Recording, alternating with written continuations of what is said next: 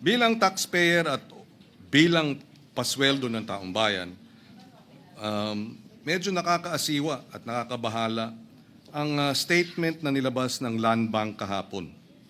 And I quote, strongly refuting insinuations sa pag-handle nito ng government contractor accounts ng DPWH flood control projects.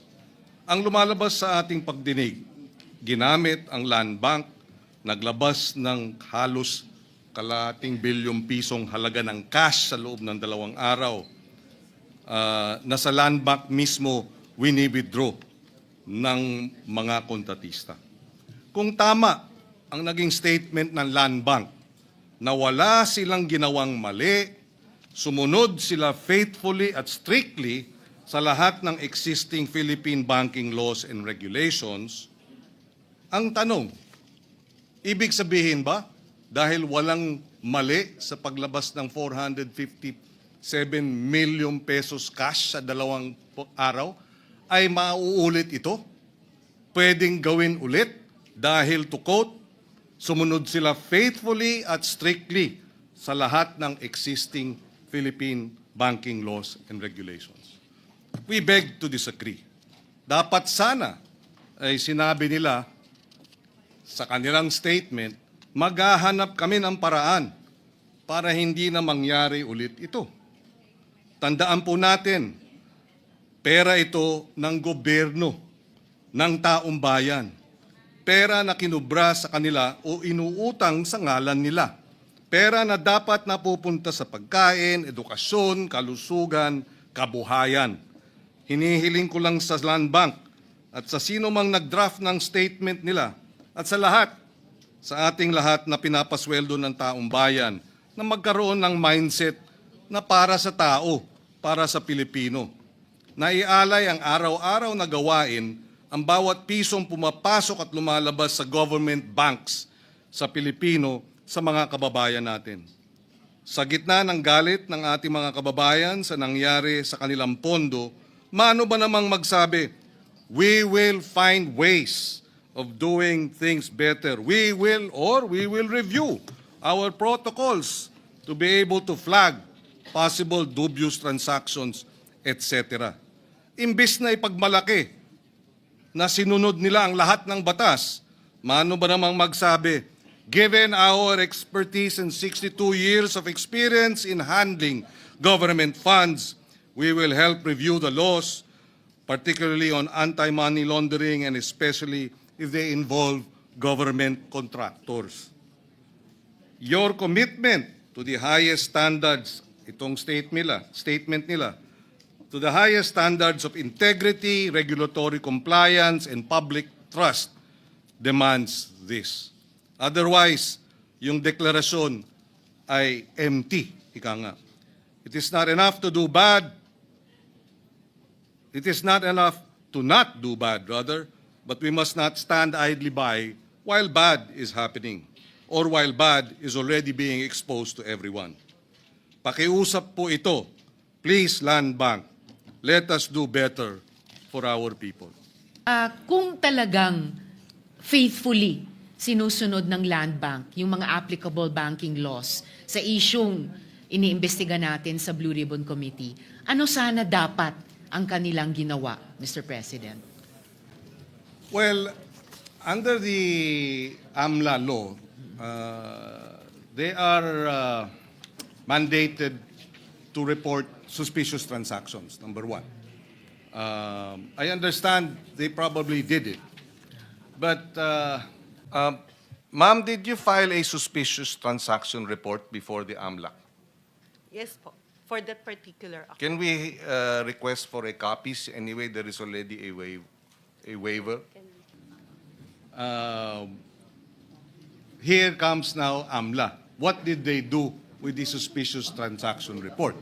Kung ito ay galing sa DPWH, hindi ba dapat sana ay tinawagan nila ang Land Bank at alamin ang detalye? At hindi ba sana, kung hindi tumawag ang AMLA, tumawag ang Land Bank sa AMLA? Paano ba naming, ano ba ang dapat gawin dito? 457 million cash ang winidraw galing sa pondo ng DPWH. So may mga paraan na pwedeng kumilos at kung nakita ng AMLA, my understanding is that if the suspicious transactions coming from public works accounts revealed that there could be or may be a predicate crime of graft and corruption, and therefore this is money being laundered or money being squandered, bakit hindi nagsampa ng kaso, for example? Now, my question is... Senator Kiko, you have 24 seconds. Yes. sir. Aren't you buried with all these reports that you're not able to act on it? Assuming meron kayong basis to act, what do you do? 500 million, 2 days from a contractor, withdrew cash, galing sa DPWH, anong gagawin nyo? Wala. Ito po, usually pag trigger for investigation po, we are able to conduct a backtracking of the transactions, Your Honor. Yes, but and then what? If it is related to an investigation of an unlawful activity, Your Honor, we make use of it as part of our case build-up. But you can't freeze it there and then. Hindi po, Mr. Chair. Chair, isang Thank you, interjection Senator lang, Chair, Kiko. kung isa lang. So Yes.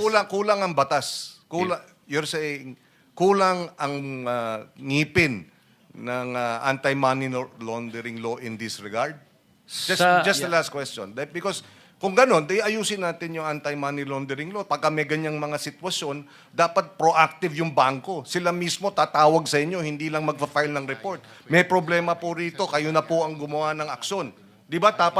If you're given that opportunity, would you avail of it, given that the law provides for that? Of course you would, right? Ma'am, DB... You may answer. Thank you very much, Senator Kiko. Your Honor, at Landbank, we have the authority, the department who's handling that particular transaction po. Kulang Thank you. ang batas. Thank you, Senator Pangilinan. Salamat, Mr. President. And lastly, sinabi po nila sa kanilang statement na they faithfully and strictly complied with. So, good Well, gentleman, kung yes. strictly talaga, paano sila dapat kumilos kung totoong strictly sila tumupad sa mga batas? At ang implikasyon nun, kung yun ang ibig sabihin ng strictly at faithfully, di pwedeng ulit-ulitin yung mag-withdraw ng 457 million sa loob ng 2 araw. Is that is that what they're trying to say in this case? Hindi naman po siguro. And that's why I find it very disturbing, to say the least, that they would say after, maybe they are afraid of liabilities, maybe they are afraid that they may have had negligent behavior or conduct, and therefore would not want to own up. But now is the time to own up. Now is the time to have the truth out. Kung sila ay nagkulang, aminin nilang nagkulang sila para hindi na maulit ito. Pero kung sasabihin nilang, we followed strictly all regulations, allow me to quote very quickly. Yes, Mr. President.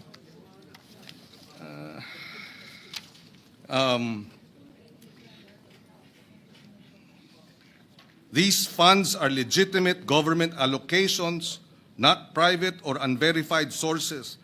Land Bank or any other financial institution has no legal authority to block or question duly appropriated government disbursements. This is all very legalese. And if we're going to use, legalese language in order to gloss over the fact that no matter how you look at it, 2 days, cash transactions, 457 million pesos. How can that in any way be unsuspicious or regular? And I take note, Mr. President, galing pa sa isang abogado na pinapaalalahanan tayong lahat, huwag tayong palimita sa legalese lamang. So huling-huli, Mr. President, so may nakikita na po ba ang good gentleman na mga applicable laws na bukod sa, of course, kabuang committee report sa Blue Ribbon, pero particular dito sa statement ng Land Bank, applicable laws na malamang kailangang amyendahan para talagang mabigyang daan ang faithful at strict compliance ng ating mga government banks sa ganitong mga usapin. Well, immediately I would like to think government banks cannot be treated the same way as private banks, especially when it comes to precisely public interest involved in the amounts in the accounts of government agencies. So there has to be a different set of rules and regulations covering government banks such as the Land Bank of the Philippines or the DBP. Now, as to the specifics as to what these provisions of law, amending the AMLA perhaps, is concerned, we can look into that.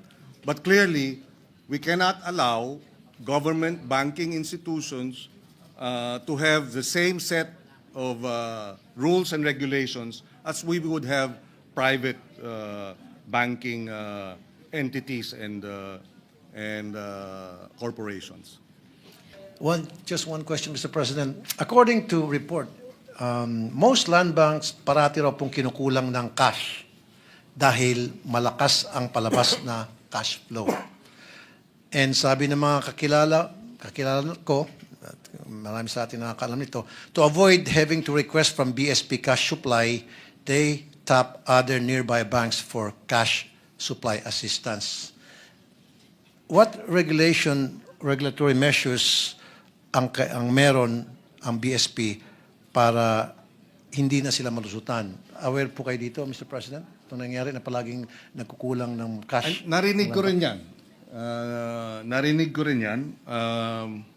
If I'm not mistaken, just recently, the Bangko Sentral issued a memorandum circular na ipinagbabawal na ang cash releases if it's more than 500,000 pesos, dapat check na ata, no? And they did that after the first or the hearing or the second or the third hearing of the Blue Ribbon Committee. Pwede naman pala.